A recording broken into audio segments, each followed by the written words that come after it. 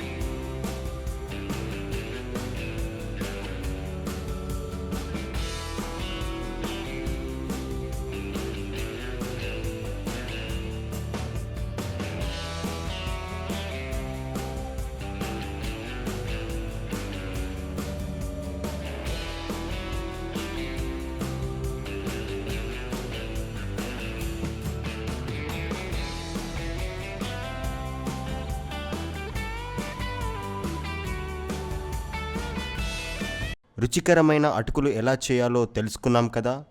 మరి ఈ వీడియో మీకు నచ్చినట్లయితే లైక్ చేయండి. అలాగే మీ సలహాలు కామెంట్లో తెలియపరచండి. మరిన్ని రుచికరమైన వంటల కోసం మా ఛానల్ని సబ్స్క్రైబ్ చేయండి. Thank you.